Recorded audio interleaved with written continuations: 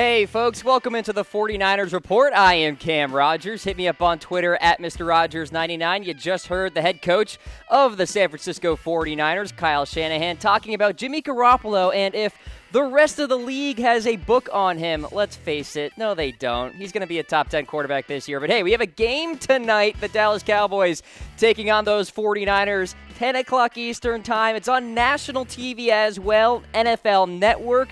Couple of storylines here as you see on your screen. Big opportunity for Joe Williams to shine at the running back position. He's in a very tough competition spot against Raheem Mostert for that third RB slot. And then we could see some clarity at wide receiver after the obvious names such as Goodwin and Garcon and Pettis. So keep an eye out on that. How are you watching tonight's game? Let me know in the comments section. Type away, type T for you're watching on TV. Type A if you're actually showing up to the game. Let me know. I want to hear from you guys. All right, so we have the latest 49ers rumors as always. Couple of them centering on tonight's matchup. Is Jimmy Garoppolo starting? Yes, he is. 4 Jetheads on this one, coming from Kyle Shanahan here. Shanahan said, quote, Jimmy will play somewhat into the first quarter. We'll see how long the first drive lasts. Now, last season, the 49ers' first-string offense played 2 series during the preseason opener against the Kansas City Chiefs. If you recall, it was not a very good outing. They failed to pick up a first down on either drive. So my assumption is that the first-stringers probably will score on that first drive, and if they do, then Kyle Shanahan is probably going to be pretty satisfied with what he saw on the football field and just put in the second stringers, the reserves, and see what those players can do on the football field. There's no reason really to keep the first stringers on the field after the first drive if they score on that opening drive there. So keep that in mind. But yes, you'll see Garoppolo tonight. All right, how about this? Joe Williams, will he shine tonight in this matchup against Dallas? I'm going to give it 2 Jetheads here, firmly in the rumor category. But Williams has been a very important storyline throughout the offseason, throughout minicamp, throughout training camp as well, because let's face it, guys, the 49ers kept 3 running backs on the roster last year. It is safe to assume the 49ers will keep 3 running backs on the roster this year. So, like I said, Joe Williams is battling against Raheem Mostert. And as you take a look at my RB depth chart here, Williams is 4th. So, in theory, on the outside looking in, McKinnon obviously is the top running back. Matt Breida is your number 2. Those guys are cemented. It comes down to Mostert and Williams, and Mostert gets the edge because he has that special teams prowess to him, something Joe Williams does not. So, it's got to be a really good game for Joe tonight. So will he make the roster? I know it's a big debate topic out there in the Facebook comments, YouTube comments. Let me know. Type Y for yes, type N for no. Hit me up. All right, rumor number 3 here on the list. Dante Pettis to beat out Pierre Garcon for number 1 wide receiver. Almost fake news, 1 Jethead, because I guess anything is possible. And yes, Pettis is really playing well so far in training camp, and we'll see what he can do during the preseason. But, I mean, come on. Like, we know this. Pierre Garcon is the number 1 wide receiver on this depth chart. Now, this rumor is coming from NFL Analysis Network, and I understand the argument it's trying to make. Like, yes, Dante Pettis is very electric. He's exciting at the wide receiver position, and Garcon's coming off an injury-plagued campaign.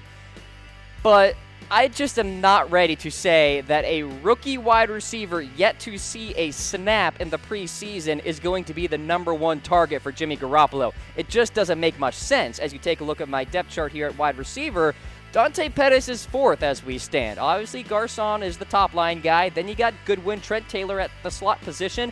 And then Pettis there at 4. Now I have Kendrick Bourne getting in as that 5th wide receiver as well, making the 49ers 53-man roster. All right, so 1 Jethead on Pettis being the number 1 wide receiver. Let's slow the roll there on that one. All right, next up, talking about DeForest Buckner. Is he going to play defensive end this year for the 49ers? All right, well, firmly in the rumor category, too. 2 Jetheads here for Mr. Buckner. Now, according to Eric Branch, the 49ers are moving Buckner around in practice, especially at defensive end. Now, defensive coordinator Robert Saleh said, quote, "The challenge for us is how to get Buck one-on-ones as many times as possible. Now, Saleh downplayed the idea of moving Buckner around back in December when he was asked about it, but perhaps an off-season assessment of things has changed his mind. I'm not a big fan of this, guys. When you have an elite interior defender that you can anchor in right in the middle of that defensive line, that is a beautiful luxury to have if you are a defense. Because then you take away all of those double teams if you're Buckner, and then you have the edge rushers hoping to win on one-on-one situations, looking at Solomon Thomas and Eric Armstead if he can stay healthy for 3 weeks, and other players such as Jeremiah Atachu as well. So in my eyes, and I'm not a defensive coordinator, but still, you want Buckner on that interior so you get those one-on-one matchups on the outside of that offensive line. All right, we're going to talk about a 49er that really could be the next big thing for this team, but first, a word from our friends at Game Time. Did you know that ticket prices can actually go down right before the game? That's where Game Time comes in. Game Time tracks ticket prices in real time from thousands of trusted sellers, then shows you all the best deals. So we can get tickets at the last minute for up to 60% off. Download Game Time now. All right, let's get to it. Will Mike McGlinchey be the next big thing for the 49ers? 3 Jetheads on this one. Pretty faithful in it. Now, Bleacher Report released its predictions for every team's, quote, next big thing, meaning, of course, the team's next big star. And McGlinchey, I think, is a solid pick by Bleacher Report, the number 9 overall selection this year, of course. He certainly has the build of a future left tackle, 6'8", 309 pounds, an absolute punisher in the run game on that offensive line for Notre Dame. Now he comes to the NFL ranks, and yes, he is cemented as that right tackle.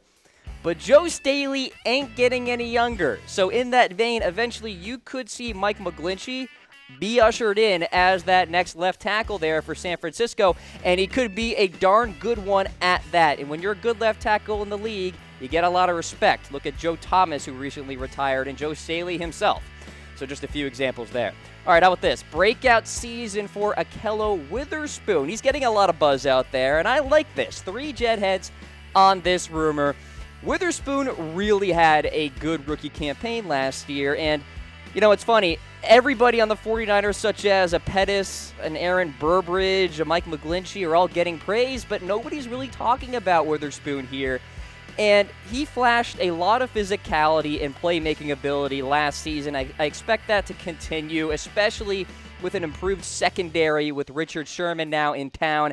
And by the way, he gets to learn from an all-pro in Sherman as well, who, of course, is your number 1 corner on that cornerback depth chart. Witherspoon is number 2. K'Wan Williams, your slot starter. You know, you can look at it from this perspective. Because Richard Sherman is on one side of the field, everybody is going to be throwing to Ahkello Witherspoon. So Witherspoon better be ready for all of those opportunities to make plays. That's the kind of perspective that I am taking on it. With all of those opportunities there, you either get burned or you either win. And so maybe Witherspoon will be the winner with all of those balls coming at him. All right, rumor number 7 here. Aldrick Robinson stock rising right now. 2 Jetheads firmly in the rumor category. He's getting some buzz out there throughout training camp. Now, he actually had a really good week of practice, hauled in a 26-yard touchdown from Garoppolo and then a 70-yard touchdown from Garoppolo as well, easily the longest completion so far for Jimmy G. The issue for Robinson is the wide receiver depth chart is just jam-packed. I mean, we're talking about a lot of potential guys here that could make the team. Burbridge, obviously Pettis is a lock. Other players out there, such as Richie James, the 7th-round selection, Kendrick Bourne as well. The reality is the 49ers have 11 players competing for 6 slots. So it's going to be a really tight battle as we go throughout the preseason here for San Francisco. All right, so 2 Jetheads on that one. Let's talk about the national anthem and what to expect here for the 49ers this preseason. Are they going to be halting operations during the national anthem? Yes, they will. The 49ers announced it for Jetheads on this one. They will halt all movement in the stadium, including the selling of food and drinks, purchases at the team store, and fans entering the stadium during the national anthem. Now, to make fans aware of this change, menu boards throughout the stadium will display the message, quote, "Please pardon the interruption of service. while we honor America. Now, of course, this comes as the NFL and NFLPA are currently negotiating a new national anthem policy, where that original one from the NFL got a grievance case from the NFLPA because, well, the NFLPA said, hey, this is not a compromise at all. And, of course, that original policy required players to stand for the national anthem. And we're getting close to the regular season as well. It'll be interesting to see which players stand, which players kneel, which players stay in the locker room. Here's a question for you guys watching the program right here, right now. Would you be okay if there are 49ers players kneeling during the national anthem? Are you all right with that? Let me know your thoughts and comments. I'll be sure to respond to all of you. Really like to hear what you guys have to say about this topic. It's a very polarizing one at that.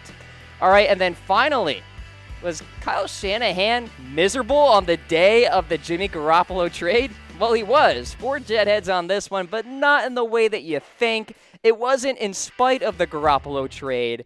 It was because Kyle Shanahan and the 49ers were coming off a really bad loss against the Eagles. You may recall, 33-10 loss. And to him, that was the low point in the season.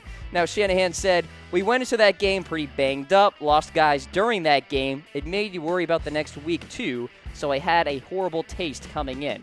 And the Jimmy Garoppolo trade apparently did not up his spirits at all, but in a way, that just ups my respect for Kyle Shanahan. He's already thinking about next week. He's thinking about the long-term situation for the 49ers. Just because a little bit of news came in, he's not going to let that distract him. He's focusing on the team right then and there and for next week and the injuries that are going on at that situation. So, I mean, obviously Shanahan and Jimmy Garoppolo get along very well. There's nothing wrong about that.